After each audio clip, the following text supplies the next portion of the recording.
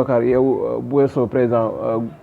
mouvement Wato Cité bi nga doon acteur de transport nga. Transporteur la waaw acteur de transport la. yàggul bi ngeen organiser li nga xamante ne moom moo di ndaje doon ci waxtaan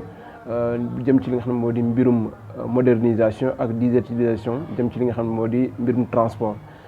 ci boobu am nga xalaat bi nga xamante ne amoon nga ko ak aussi mbébét bi nga xamante ne yow am nga ko jëm ci li nga xam ne moo di mbirum transport donte ne ci ndaje boobu noonu amutoon leen li nga xamante ne moo di possibilité pour daal di ci wax mais bind nga ci li nga xam ne moo di kayit xaatim jëm ci li nga xam ne moo di mbébét yoo noonu ndax mën nga ci tënk ñëwaat ci li nga xamante ne moo di li nga xamante ne yow bindoon nga ko ak yéene bi nga xamante ne am nga ko ci mbirum transport. Merci beaucoup mon frère comme ni nga ko waxee rek dañuy organiser benn assise fii sur le transport sur la modernisation du transport en Casamance organisé par le président de la Casamance naturelle mooy président Gare Routière Ziguinchor bi mu organisé transport bi il a invité tous les acteurs sauf que ñi mu àndaloon élection parce que man dama demoon ak moom élection man la Aliou Mané mais joxuñu carte d'invitation. kon yow adversaire nga woon ci moom. waaw j'étais son adversaire d'ailleurs j'étais sorti ça comme deuxième avec un écart de 3 voix moom mu ngi am 1123 ñun ñu ngi am 1120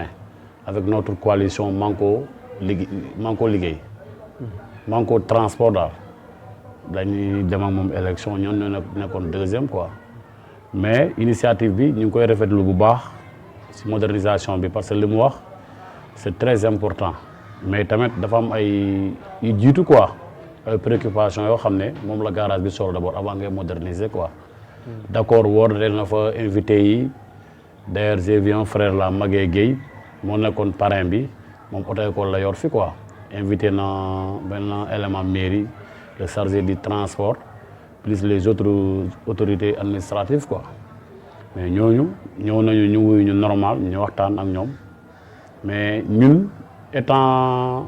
du mën a adversaire sax acteur de transport comme transporteur aussi ñu nekk ay bayre yoo xam ne dañoo investir yor ay suñu oto biir Gare Routière dañoo bëggoon jël kaddu foofu wax mais nangu ñu jox parole parce que ñoom dañu ne seen liste bi dafa fees donc man la ak sama benn collègue kooku tamit il était candidat joxuñu benn parole daal mais ñun lu ñu xool bu ñuy xoolee ba pare dañu xam ni moom lu muy wax lu mën a nekk la mais il faut ñu toog d'abord parce que tey transport Casamance dafa am manque d'organisation te moom lu ñuy incarner ak ñun lu ñu gis ça fait 2 nit ki balaa ngay da ngay organiser transport d'abord da ngay réflexionner fi nga nekk Gare Routière Ziguinchor tey dafa am lu mu solo mooy réflexion nekkul ni loo xam ne dañuy ne mairie moo ñu loué Gare Routière mairie moo war a defar garage mairie am na droit defar Gare Routière mais ñun tam am nañ droit ñu réflexionner Gare Routière parce que tey ñun ñooy bénéficier les recettes de la Gare Routière lépp luy recette luy dugg ci bureau Gare Routière la jëm d'abord pour commencer yéen ñëpp gis ngeen bureau Gare Routière bi nu mel tey loolu mooy préoccupation d'abord booy dugg entrée Gare Routière amul sa visibilité doo xam ni sa fii Gare Routière la boo duggee ci biir li fa nekk maar day tali parce que tamit ñun lu ñu xam pax yi nekk biir Gare Routière tey moom mun na jënd ay béton mun na dem jënd camion béton chargement ay 450 000 lay jar mu ñëw mu remplir pax yi ginnaaw chauffeur yi ñooy joxe seen contribution seen xaalis la yor am na droit mu fat pax yi que ñi nekk fa ñiy wax loo xam ne lu mënul nekk. donc yow da nga jàpp ne dafa am ay étapes yoo xamante ne dañ kaa sauté bëgg a jëm ci li nga xamante ne moo di. waaw on a sauté beaucoup d'étapes parce que pour commencer Gare Routière bu mel ni Ziguinchor d'abord te mënoo bëgg a moderniser transport ngay dem di jël ay oto ci biti alors que yow tu as tes propres moyens yoo xam ne mën nga créer je ne sais pas mën nga jënd ay oto yu bees comme mën nga dem ci institution financière yi ñu jox la xaalis nga renouveler sa parc automobile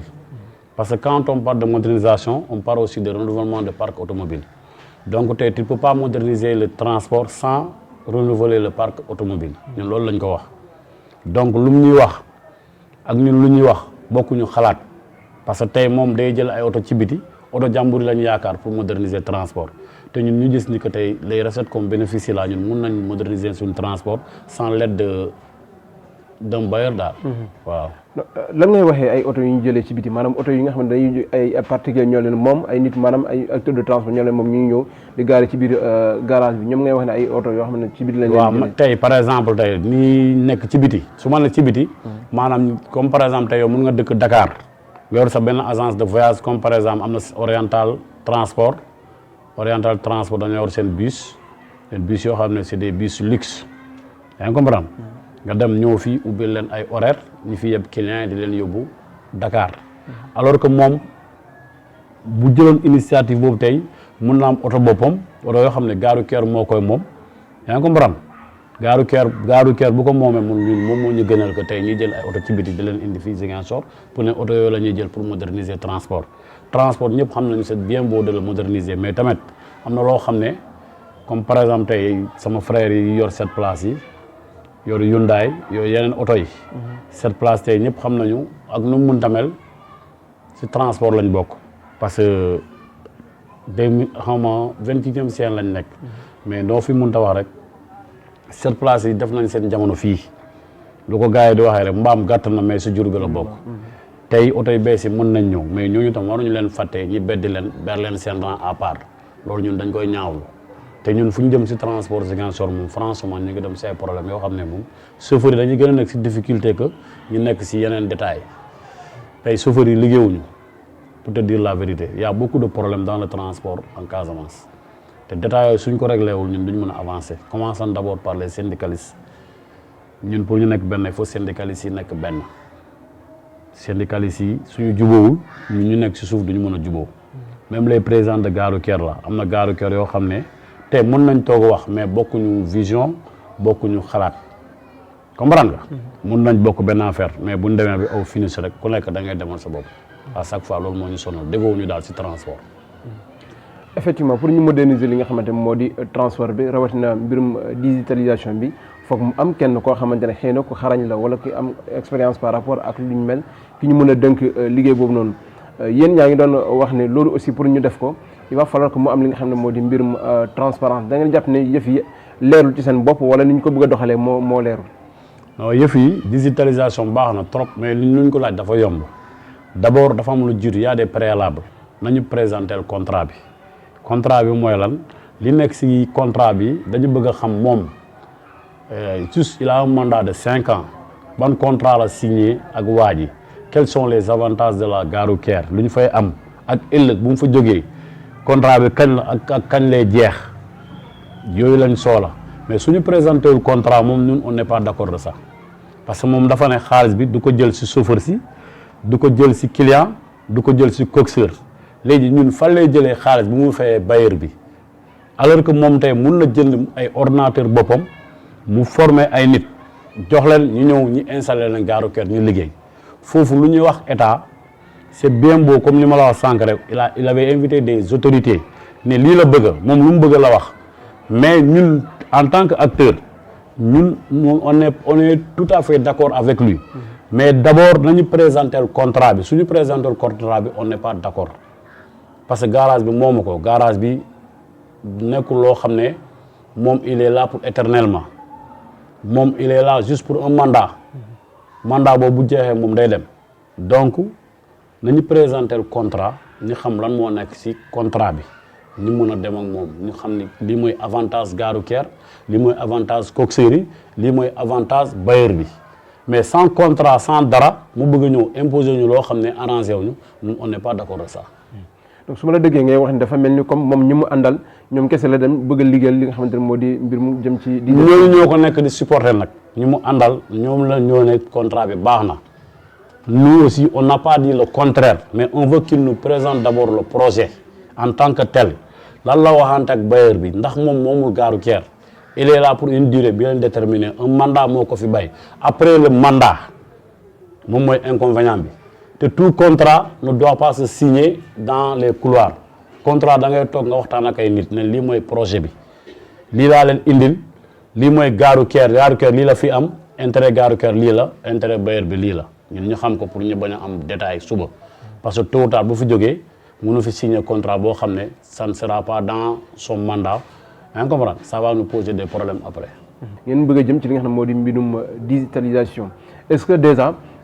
préparé nañ ñii nga xamante ñoom ñoo ko war a liggéey parce que digital dafay laajte ay nit yoo xamante ne seen xarañoon ci mbirum manipuler machine ak yu demee noonu est-ce que déjà am na une préparation ci ñi nga xamante ñoom ñoo ko war a liggéey ci li ñu mel bu fekkee ne dem nañu boy ak ci loolu noonu. waaw il avait formé des gens comme des femmes 2023 2022 2023 ñu dina koon ci machine de formation mais boobu tamit li ko yàq mooy maanaam présenté wul projet bi mu ñëwee pour teg projet bi gars yi nanguwuñu ne ko carrément on n'est pas d'accord du projet parce que gisuñu lu nekk ci biir projet bi mooy opposition nanguwuñu li ñu ko wax carrément il faut nga présenter ni projet bi maanaam yéen non boobu man maa ngi liggéey ak moom parce que man liggéey naa moom 2019 ba 2024 ñu ngi liggéey man boobu laa lire projet bi xam ni carrément lii 15% la man woon na ma ko 15% ma ne ko 15% arrangé wul chauffeur si boobu dañu ne woon dañuy jël si paasu client bi 100 francs yaa ngi comprendre client buy dem ñu yokkal la 100 francs comme par exemple passe bi 10 000 nga fay 10 000 100 francs loolu la ñu waxante woon mais ba léegi gars yi bu ñu xoolee projet bi 15% ils sont pas d'accord mais comme moom mooy président ñun am nañ droit ñu xelal ko carrément ne ko lii pourcentage yi nga bëgg a teg fi baaxul arrangé wul gare routière antuwul mais cette fois-ci ñun lu ñu ko wax il n'a qu'à prendre des coxeurs à l'intérieur mu former leen am na y a des gens instruits là-bas yoo xam ne mën nañ manipuler ñi fay liggéey nii waaw ñi fay liggéey nii ñu former leen moom mu jënd ay machine am bu jëndee ay machine am mu ñëw mu présenter ñu ko loolu mooy intérêt coxeurs yi deuxièmement tey borom bailleur bi waruñu ko jox lépp parce que le gars bu ñu ko bayeelee lépp loolu arrangé wul transport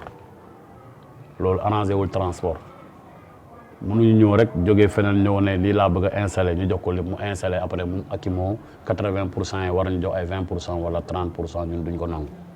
loolu mooy problème bi. ndax yow li ngay wax nii nee na nga yow ak moom jotoon ngeen liggéey ndax bu mu lay présenter projet bi xelal nga ko par rapport ak. wax naa ko bien sûr nee naa ko 15% baaxul parce que tey yow mënoo fi nekk di am 100 francs ma xëy ma ne la booy dama indi benn projet boo xam ne suñu liggéey da ngay am dama la jox 15 francs 15% si 100 francs yi loolu du la arrangé yow qu'on se dise la vérité su ma jëlee 15% 85% xaalis bi fan la jëm projet bu ban avantage la ñu amal ñu projet bu amal ñu benn avantage. maanaam yéen garage bi 15% rek ngeen di am ci recettes yi. ci recettes yi waaw mooy projet bu njëkk bi. mais bu ren bi nee na 50-50 mais 50-50 boobu il faut pas nous présenter le projet. ok maanaam bële nee na dafa changer contexte. ils ont renouvelé ce contrat là. mais 50-50 la mais 50-50 nañ ñu ko présenter ñu gis. dafa jógee si 15% ñëw léegi ci 55. si lu mu wax man de gisuma ko dama wax dëgg de man gisuma projet gisuma dara te mais li may wax suba nañu présenter le projet si la ñuy ànd. bu ñu présenter le projet on n'est pas d'accord moo tax dañuy interpeller autorité lii premier passage la rek deuxième passage dañuy ñëw ba seen boîte ñu toog waxtaan ak yéen Kéwoulo xamal leen carrément li nekk Ziguinchor dañ koy dénoncer parce que loolu moom tamit faut ñu wax ko mu comprendre gare routière bi moomu ko du affaire moomeel gare routière ñun ñëpp a ko bokk c'est pour nous et nos petits frères ñu ñuy topp donc nekkul loo xam ne tey damay nekk président rek je suis autorisé à tout loolu on n'est pas d'accord de ça. il n'est pas permis à tout dans la gare routière lu mu moom nañ ñu woo diw projet bi laa am nañu waxtaan ñun on n'est pas là pour opposer wala affaire adversité mais am nañ droit may ko suñu xalaat mu xool xalaatam lu arrangé askan bi mu def ko mais fu ñu jëma moom nii tôt ou tard la gare routière sera ingouvernable parce que y a trop je ne sais pas de manque d'organisation.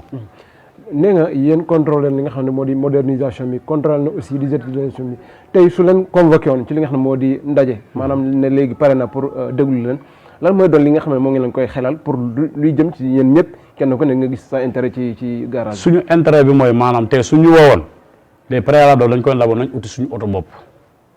tey mënuñu bëgg a defar gare routière wala moderniser gare routière sans réfectionner gare routière. Gare routière c'est une institution comme les autres tey booy dem police wala tribunal doo fa sol kilote da ngay ne correctement balaa ngay dugg bureau procureur wala balaa ngay dugg bureau commissaire am na yeneen comportement yi ñun ñoo war a changer suñu doxalin changer suñu comportement tey autorité on reçoit tous les autorités de la région de Ziguinchor toutes les autorités dañ fay ñëw chaque fois dañuy ñëw dañuy seeti foofu donc la gare routière a besoin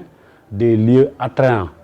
maanaam tey mun nga toog fii sax nga ne xaaral ma dem doxantu gare routière fii laay jël ngelaw wala fii laay def defar ay pieds defar ay fleurs ñu réfectionné ko d'une manière boo xam ne dañuy kontaan su boobaa mairie mën nañu jàppale mais nit ki boo ko woonee fi nga dëkk buggoo fa nekk wala nga bay gare routière depuis 2009 à nos jours xoolal gare routière bi nu mel 2009 à nos jours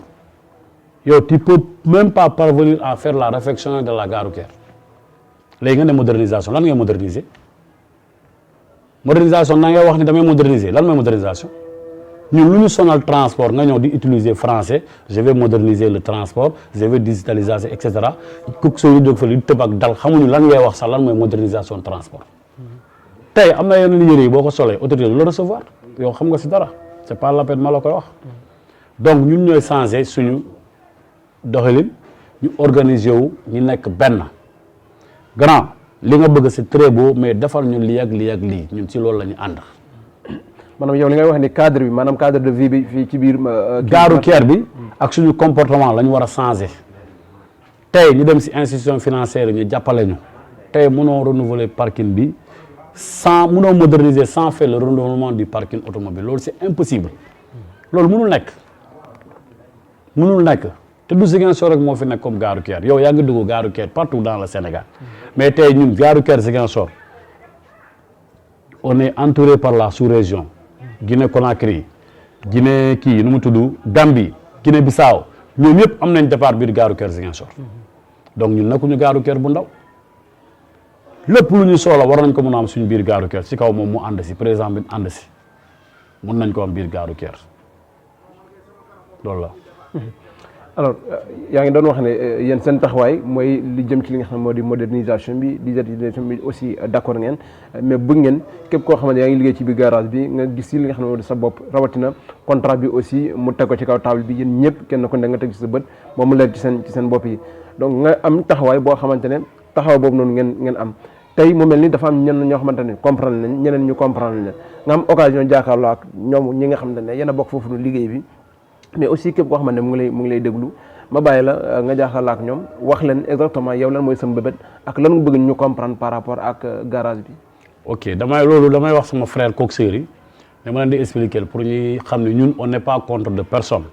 mais lu leen di wax pour seen njëriñ la ëllëg ndax grand bi tey il n'a rien à perdre le grand a fait ici déjà 16 ans 2009 à nos jours il est à la tête de la gare routière de Ziguinchor. gisuñu lan la fa changé même les clients peuvent témoigner carrément que gare routière Ziguinchor amul changement donc lu ñuy wax pour intérêt coxeur yi la ak ëllëg kuy jël garage moo xam ni carrément si loxo bi la koy jëlee si lii la koy jëlee mais tey grand bi bu ñëwee mu signé contrat boo xam ne arrangé wul les autres successeurs qui doivent venir tôt ou tard ces coxeurs là n'auront pas de bénéfice te digitalisation encore une fois arrangé wul coxeurs yi ay góor yi suñ leen beree ay góor yi suñ leen dugalee garage ñi ber leen du intérêt coxeur yi ay góor yi dañuy ramasser si biti ba 4 heures du matin bu fajaree ñu dugg garage jël seen rang te buñ duggee ci biir li ma fay yokk arrangé wul bus arrangé wul minibus arrangé wul 7 places arrangé wul Hyundai chauffeur Hyundai nañ mànkoo ñu nekk benn ak chauffeur minibus yi ak chauffeur bus yi projet bi su ñoom la ñun ay acteurs na wax lañ si man rek mais ñoom ñooy défendre seen intérêt oto yooyu mënuñu jël ci biti ñuy ramasser de 21 heures ba 4 heures du matin ñu dugg garage encore bëgg a jëlaat foofu seen rang fekk seen morom yi rang foofu loolu nous serons pas d'accord de ça loolu il faut ñu wax ko mu dëgg loolu bu baax garage bi moomu ko tey moomu ko suba mandat moo ko fa bàyyi tôt ou tard day dem yoonam ay góor yi bu dee day poser problème nañ leen bàyyi ñu dem defar seen garage bopp ci biti ñun on n'est pas d'accord du projet des aigueurs dans la gare routière de Ziguinchor te coxeur yi xam ne lu ñuy wax ñoom seen intérêt la ñoom ñoo fay bénéficier wu ñun du neex ba ñu dem taxaw seen ginnaaw ne dañuy uti liggéey wala dañuy def nangam ci seen mandat bi déedéet man je peux leur assurer que na seen xel dal bu dee lu jëm ci man la moom duñ ma gis sax ne taxaw ne sànku moo ñëw fii di uti liggéey ci seen président bi man loolu moom ça va wax naa leen ko tey wax naa leen ko dëmb utiwu ma fa place liggéeyu ma fa tey liggéeyu ma fa suba mandat 5 ans la mun naa muñ ànd ak sama ngor pendant les 5 ans lu ma yàlla yelloo sama wërsëg maa ngi koy lekk maa ngi ci sant yàlla bu baax mais ñoom ñun nous sommes des porteurs de voix dañ leen di défendre ay góor yi ñu bàyyi leen ci biti arrangé wul coxeur yi ndax ay góor dañuy ramasser encore une fois de 21 heures ba 4 heures du matin bu fajaree ñu dugg garage jël seen rang minibus yi du ñu liggéey cette place yi du ñu liggéey bis yi du ñu liggéey loolu arrangé wu leen digitalisation tamit lu ñu fay wax nañu grand bi présenté le contrat bi loolu moom ñun ba ñu si dara ba si état te dañuy wax état tam mu bàyyi xel foofu bu baax on n'est pas contre du projet mais on veut qu'il nous présente d'abord le projet pour savoir quels sont les tenants et les aboutissants de ce projet pour que demee que lu ñu fa mënta wax ñu xam carrément lii ñun ñoo ko nangu woon mais moom mënul dem di signer projet dans le silence sans savoir que ñun suba mën nañu toroxal loolu ñun duñ ko nangul kenn loolu laa am li may wax. Sonko ñu ngi lay remercier. Merci beaucoup waaw.